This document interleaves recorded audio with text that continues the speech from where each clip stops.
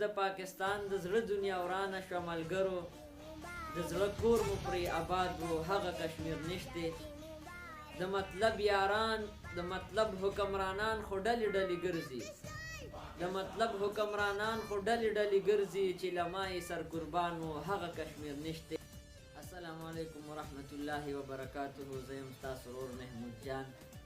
مینوالو، نن 5 فروری 2021 یوم کشمیر. د کشمیر نن چې کومه ورځ ده یوم کشمیر چې ټولو سرکاري محکمو ټول پاکستان کې چوټي ده نن، او بعض ځایونو کې احتجاجونه کیږي، ریلي شکل کیږي د کشمیر په حق کې. خو زه دا وایم د هغې دپاره چې نن د ټولو سرکاري محکمو چوټي ده، د سرکاري دفترونو چوټي ده، او د سرکاري سکولونو پریویټ سکولونو ټول هر څه چوټي دی نن د کشمیر په باره کې، چې نن د کشمیر 5 فروری ده. دا هر کال دا چوټي ورکوي. خو بیا دا هر کال دی باندې احتجاجونه هم کیږي د کشمیر پرې د کشمیر په حق کې. خو زه دا وایم چې کوم د کشمیر چې دا کم چوټي ورکولی کیږي هر کال، کم احتجاجونه چې کیږي هر کال په 5 فروری، او کم مذاکرات چې کیږي د کشمیر دپاره، دا هر څه فضول دي. تاسو به وایئ چې ولې؟ نو په دې بنیاد زه وایم که نن دا کشمیر په دې چوټۍ باندې ازادېدو، نو نن نه به 80 کاله مخکې آزاد شوی وی. که نن دا کشمیر چرته دا په احتجاجونو باندې حل کېدی او په ازادېدی، نو دا به نن نه 20 کاله مخکې آزاد شوی وی. او که دا چرته په مذاکراتو باندې حل کېدی او په مذاکراتو باندې دا کشمیر دا آزاد کېدی، نو دا به هم ډېر مخکې شوی، دا به چېرته په 1900 کې بیا دا آزاد شوی وی. خو نه، اصل وجه څه ده؟ کشمیر به په څه ازادېږي؟ کشمیر به میدان ته وروتل دي، په جهاد سره به ازادېږي.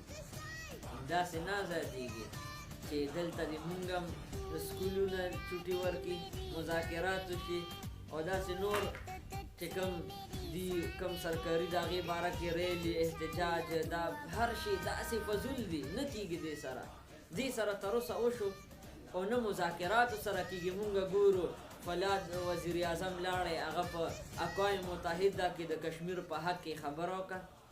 یو حکمران بل ته وایي د کشمیر په حق کې خبره نه کوي، بل ته وایي د کشمیر په حق کې خبره نه کوي.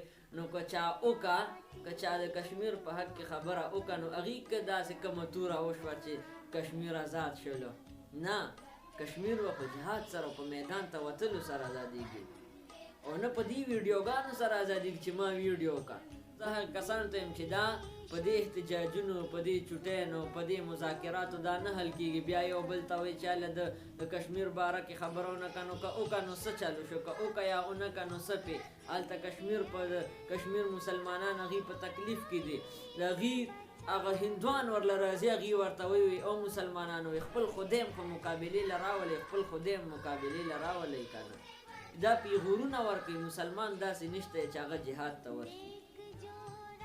دا به اصل په میدان ته وتو سره کېږي، دا په دې ویډیوګانو په دې شی نه کېږي. خو ما صرف دې دپاره ویډیو وکړه چې دا د کشمیر دا په چوټۍ، دا په ریلي، دا په مذاکرات، داسې فلا نور دغه باندې دا نه کېږي. میدان ته وتو باندې دا کېږي، په دې دا نه کېږي چې لاړ شه اقوام متحده کې د کشمیر باره کې خبره وکړه. په خبرو دا کله شوې ده.